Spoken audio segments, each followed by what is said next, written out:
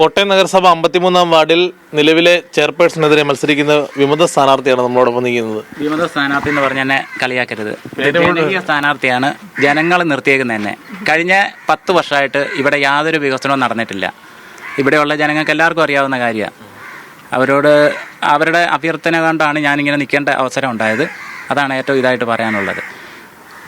ഒരുമിച്ച് പ്രവർത്തിച്ച ഞാൻ ഒരുമിച്ച് പ്രവർത്തിച്ചതാണ്. അത് എല്ലാവർക്കും അറിയാവുന്ന കാര്യം ഇവിടെയുള്ളവർക്ക്. പക്ഷേ ഇങ്ങനെ ഒരു പ്രത്യേക സാഹചര്യത്തിൽ എല്ലാവരും നിൽക്കണം എന്ന് പറഞ്ഞു അങ്ങനെ നിന്നതാണ്.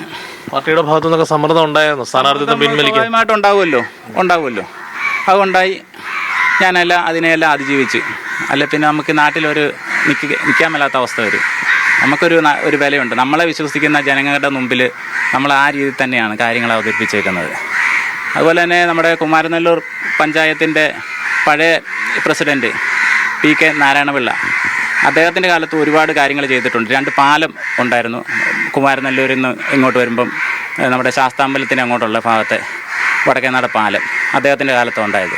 പിന്നെ മാലിയിലോട്ടുള്ളൊരു പാലം, അതൊക്കെ. അതുപോലെ റോഡുകളുടെ വികസനം ഒക്കെ ഉണ്ടായിട്ടുണ്ട്. പിന്നെ കുറച്ച് അത് കഴിഞ്ഞിട്ട് നമ്മുടെ ആലീസ് ജോസഫ് മെമ്പറായിരുന്നപ്പം വൈസ് ചെയർപേഴ്സണൊക്കെ ആയിട്ടിരുന്ന ആളാണ്. അവരുടെ കാലത്ത് കുറച്ച് വികസനം ഉണ്ടായി. അതിന് ശേഷമുള്ള കഴിഞ്ഞ 10 വർഷമായിട്ട് ഒരു വികസനം ഇവിടെ ഉണ്ടായിട്ടില്ല. അതിവിടെയുള്ള ജനങ്ങൾക്ക് നന്നായിട്ടറിയാം. കഴിഞ്ഞ വർഷം കോൺഗ്രസ് വിമതയായിട്ട് ജയിച്ച് 5 വർഷം നഗരസഭ ഭരിച്ച ആൾക്കെതിരെയാണ് മത്സരിക്കുന്നത്. ഇക്കുറി അവർ കൈപ്പത്തി ചിഹ്നത്തിൽ കോൺഗ്രസ് സ്ഥാനാർത്ഥിയായിട്ട് മത്സരിക്കുമ്പോൾ അതിൻ്റെ ഒരു അഡ്വാൻറ്റേജ് അവർക്ക് ഉണ്ടാവത്തില്ലേ?